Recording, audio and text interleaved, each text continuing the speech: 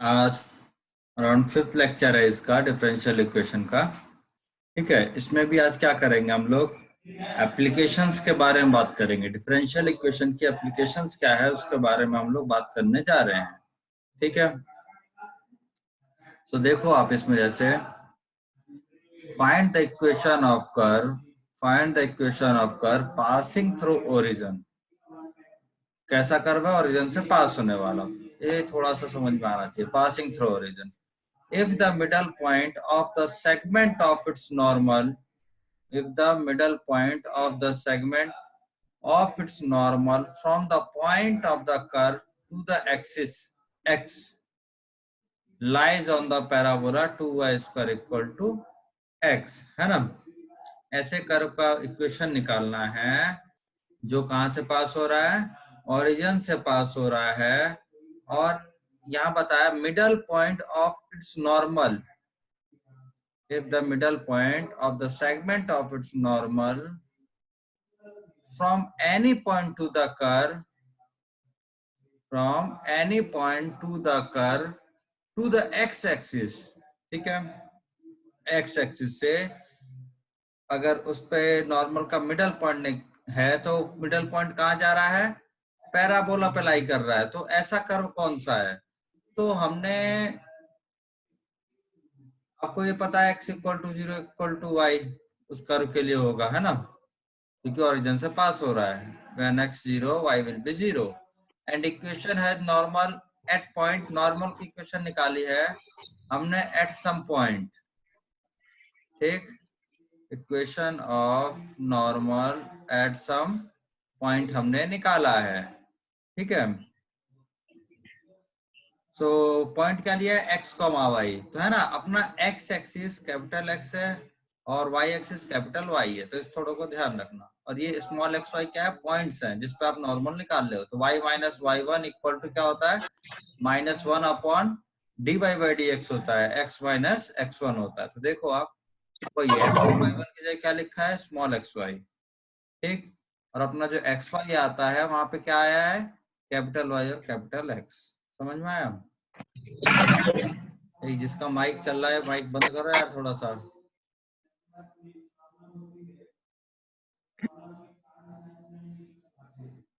थोड़ा अपना अपना माइक ऑफ रखा करो। मैं तो म्यूट कर देता हूँ, अब ये आई है इसने करा है अपना। हाँ, अब क्या है, when it meets x axis, अब ये नॉर्मल था, अब एक्स एक्सिस पे कहीं मीट करेगा, जहां मीट करेगा वहां कैपिटल वाई 0 होगा, जहां मीट करेगा वहां कैपिटल वाई 0 होगा। तो कैपिटल वाई 0 रख के हम कैपिटल एक्स निकाल लेंगे। तो capital x equal to this much, this is capital x, ठीक है ना। तो ये क्या हो गया, एक्स एक्सिस का पॉइंट हो गया, ये क्या हो गया, एक्स एक्सिस का पॉइंट।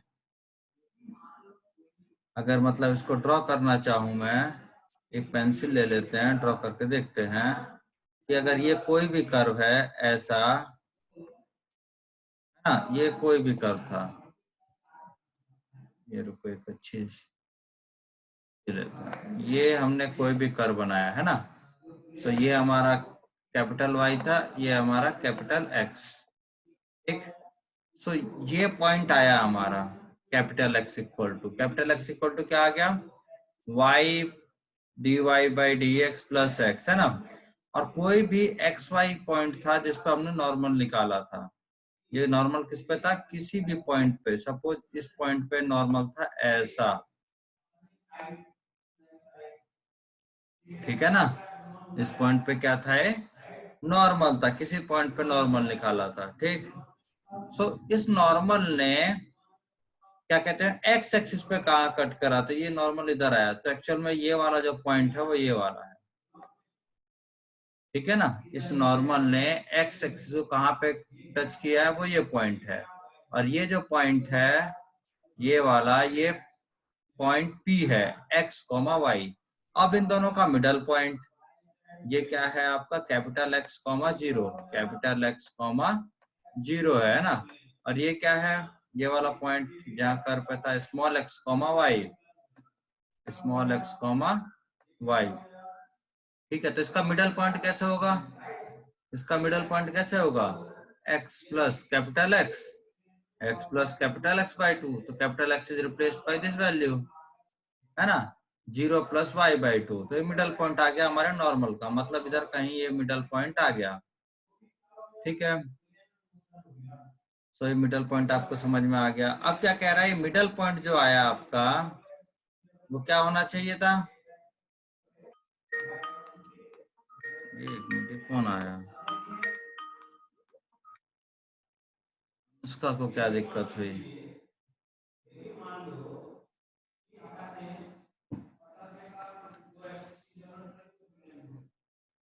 हाँ, सो ये जो मिडल पॉइंट आया x plus y by two d y by d x comma y by two, ये कहाँ पे लाई कर रहा था? पैराबोला पे। कौन से पैराबोला पे लाई कर रहा था? कौन से पैराबोला पे लाई कर रहा था? आप देखें, 2y² इक्वल टू x, है ना, तो 2y², y क्या है इसका? y बाई टू, है ना, और x क्या है? x प्लस ये सारा, मतलब ये वाला, ठीक ना। अब ये क्लियर कैसे होगा? क्लियर ऑल, ठीक है। अभी देखते हैं हम लोग। सो ये मिडल पॉइंट आ गया, ये 2y² इक्वल टू x था ना भाई, 2y² इक्वल टू x, इस पैराबोला पे ये लाई कर रहा था। तो इसका मतलब क्या है? इसका मतलब ये हो गया कि y की जगह we can put y by two, और x की जगह पूरा ये वाला पॉइंट, है ना, तो 2y² इक्वल टू x। तो यहाँ से सॉल्व हुआ तो क्या आ गया है? y² by two x plus y by two d y by d x. ठीक है, अब इसको आपको सॉल्व करना है। अभी आप इसको सॉल्व करना, कैसे सॉल्व करेंगे? अगर y² को आप t मान लेते हैं तो 2y dy by dx equal to dt हो जाएगा। 2y dy by dx equal to क्या हो जाएगा? dt। ठीक, तो dy बाई dx कितना हो जाएगा? y dy by dx can be replace by dt by two, dt by two dx, right. अरे यार, तुम्हारे में कोई तो, हेलो, नहीं आ रहा है मतलब? नहीं, अपना सिस्टम को लॉग इन लॉग आउट करो, क्योंकि सब बच्चे ज्वाइन कर चुके हैं। जानवी का तो कभी नहीं होता है। हाँ भाई, तो क्या हुआ? y² को हमने t माना, तो पूरा का पूरा कन्वर्ट किस में हो गया? dt by d x minus 2t equal to 4x। ये क्या हो गया? ये लीनियर डिफरेंशियल इक्वेशन हो गया। ये क्या हो गया? Linear differential equation. Linear differential equation समझ में आ गई आपको? लीनियर डिफरेंशियल इक्वेशन को कैसे सॉल्व करते हैं आपको आना चाहिए। पहले इंटीग्रेटिंग फैक्टर निकालेंगे, है ना। इंटीग्रेटिंग फैक्टर क्या होगा? E raise to minus two, e raise to minus two d t, integration of minus two d t, है ना। फिर क्या हो जाएगा solution? y dot integrating factor करके आप पूरा का पूरा q डॉट इंटीग्रेटिंग फैक्टर लगा लेंगे। q की जगह क्या है? 4x, ठीक है। और हमारा q, q कितना हो गया? 4x, और px कितना हो गया? -2, है ना, और y की जगह t चल रहा है, तो ये नॉर्मली आप कर सकते हैं, जो सॉल्व करके y² equal to 2x plus 1 minus e raise to 2x आना चाहिए, ठीक है ना। अगला क्या है? Find the equation of the curve passing through the point 5,4। ऐसी इक्वेशन है जो 5,4 से पास हो रही है, and if the sum of reciprocal of the intercepts of normal,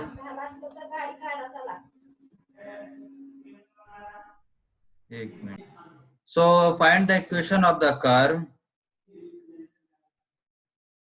passing through the point 5,4, ठीक है, if the sum of reciprocal of the intercepts of the normal drawn to any point p x y on it is 1, तो ठीक है।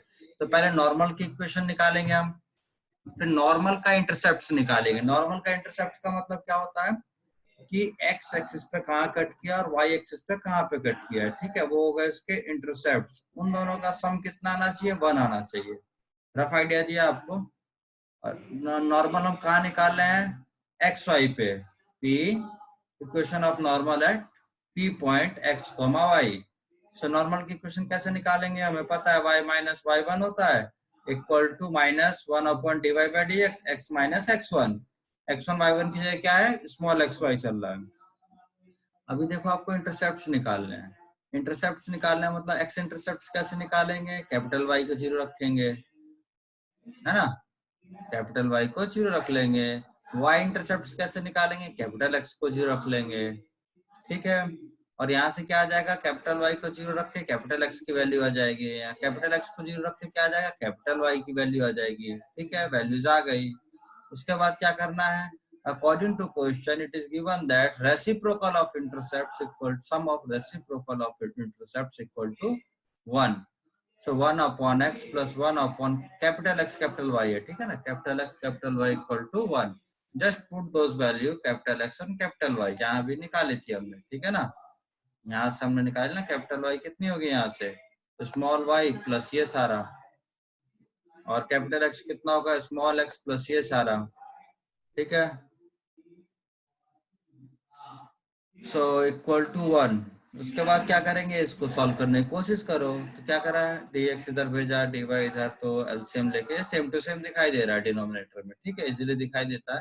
तो d x plus d y equal to x d x plus y d y हो गया, ठीक है। तो अब दिखाई दे रहा है कि सब कुछ x के साथ dx है, y के साथ dy है, तो डायरेक्टली इंटीग्रेट कर दो, डायरेक्टली आप इंटीग्रेट कर दो, तो क्या हो जाएगा, x plus Y equal to X square upon two plus Y square upon two plus C, and passing through 5,4, C की वैल्यू के लिए दिया था इसने, पास कहाँ से कर रहा था, कर 5,4 से, तो जैसे ही पास कर रहा था 5,4 से, तो 5,4 आप पुट कर देंगे, इसमें क्या करेंगे आप 5,4 पुट करेंगे, जैसे आप 5,4 पुट करेंगे सी आ जाएगा आपका 18 माइनस 41 अपॉन 2, मतलब माइनस 23 अपॉन 2 आ गया, समझ में आया। तो इसको कहाँ रख देंगे, सी जो आता है यहाँ पे प्लस वाई इक्वल टू, ये जो आया था इसमें सी की वैल्यू रख दी हमने, और आप यहाँ छोड़ोगे तो भी आंसर करेक्ट है। अगर चाहो तो थोड़ा सा एलसीएम एलसीएम लेके सुधार दो इसको, 2 से मैंने क्या किया, इधर भी मल्टीप्लाई कर दिया पूरे को, सो जैसे ही आप 2 से इधर मल्टीप्लाई करते हैं पूरे में, तो क्या हो जाता है, x minus one whole square plus y minus one whole square equal to 5 square. इसका मतलब क्या है, this is a circle whose centre is 1,1 and radius is 5 unit, ठीक है। अब थोड़ा सा नया वर्ड सुनोगे आप, ये है आइसोगोनल ट्रेजेक्ट्री।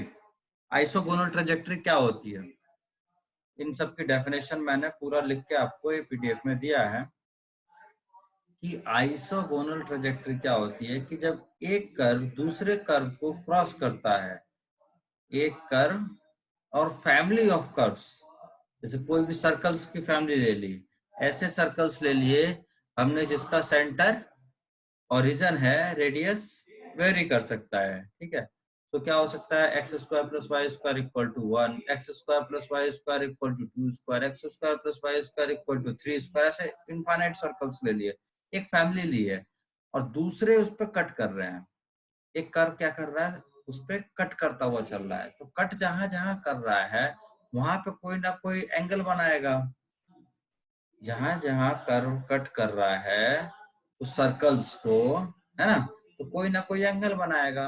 तो अगर ये एंगल सेम बनाता है सभी पे, समझ में आया ना, ये नया वाला कर्व जो कट कर रहा है सर्कल्स को, अगर वो सभी कर्व पे सेम एंगल बनाता है, तो उसको कहते हैं, उस कर्व को कहते हैं आइसोगोनल ट्रेजेक्ट्री, समझ में आया, वो क्या कहलाता है, आइसोगोनल ट्रेजेक्ट्री। यहाँ लिखा है a curve that crosses every member of family of the curve with the same crossing angle is called isogonal trajectory, ठीक है।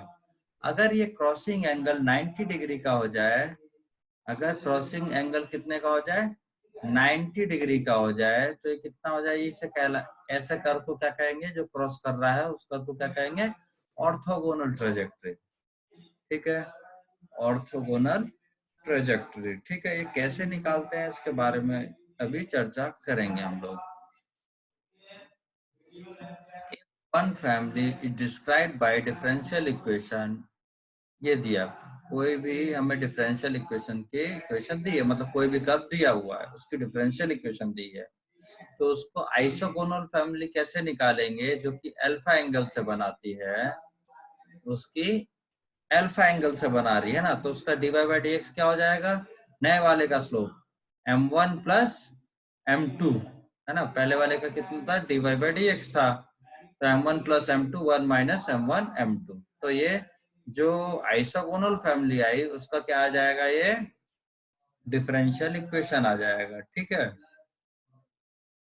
और ऑर्थोगोनल के लिए क्या करेंगे, ये पुराना वाला dy बाई डी एक्स और नए वाला dy बाई डी एक्स का प्रोडक्ट कितना होना चाहिए, -1। ठीक है, तो क्वेश्चन करता हूं मैं, आपको समझ में आ जाएगा, पहले थोड़ा समझाता हूँ, ये नोटेशन है खाली। To find the equation of orthogonal trajectory of the family of the curve, कोई भी फैमिली आपको दी थी, कैसा था, एक्स वाई और सी में था, कैसा कर्व था, एक्स वाई और सी में। देन वी फाइंड, हमें पहले क्या निकालना है, डिफरेंशियल इक्वेशन। अगर कोई कर्व दिया है तो उसका हमें क्या निकालना है, सबसे पहले डिफरेंशियल इक्वेशन। एक्स वाई में होगा ना, एक्स वाई और d y by d x में होगा, तो वही लिखा है f x comma y comma d y by d x लिखा है। ठीक है, then differential equation of orthogonal trajectory, orthogonal trajectory के लिए क्या होगा, वाई डैश और इसका क्या होगा, d y by d x, ये दोनों d y by d x का प्रोडक्ट आ गया ना -1, तो y dash will replace by -1 upon y dash. ठीक है, और उसको सॉल्व कर देंगे, और तो हमें क्या मिल जाएगा, कर्व की इक्वेशन मिल जाएगी, ऑर्थोगोनल कर्व की इक्वेशन मिल जाएगी। फॉर एग्जांपल इसमें लेते हैं, ऑर्थोगोनल नहीं है, शायद आइसोगोनल ले रहे हैं पहले, फिर ऑर्थोगोनल लेता हूँ।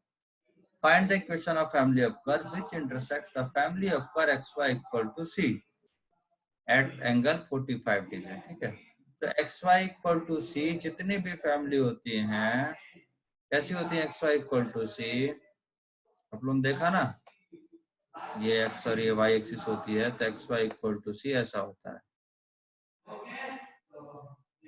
ऐसा हो जाएगा। ठीक है ना,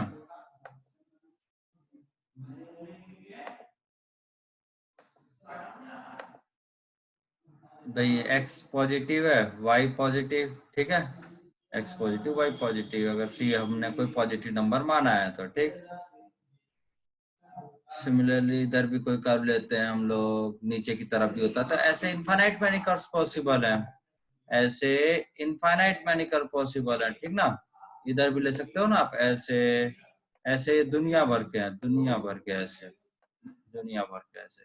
तो एक ऐसा कर्व की इक्वेशन निकालनी है जो इससे हमेशा 45 डिग्री पे क्रॉस करे, कितने पे क्रॉस करे, 45, इट कैन बी एनीथिंग, मैंने रैंडम बनाया है। ठीक है ना, मतलब ये क्रॉसिंग एंगल कितना होना चाहिए सभी का, 45 डिग्री, इन सभी का क्रॉसिंग एंगल यहाँ पे जहां जहां क्रॉस कर रहा है सब 45 डिग्री होना चाहिए। ठीक है, इसकी इक्वेशन निकालनी है। ठीक है, तो हमने एक्स वाई और सी वाला जो कर्व है उसकी पहले डिफरेंशियल इक्वेशन निकालते हैं। कैसे निकालते हैं भाई, भाई एक्स डी पहला है जी, दूसरे का d y by d x plus दूसरा है पहले का d y by d x, तो d y by d x कितना हो गया, -y बाई एक्स, इसको हमने क्या कह दिया, m1। ठीक है ना, इसका स्लोप।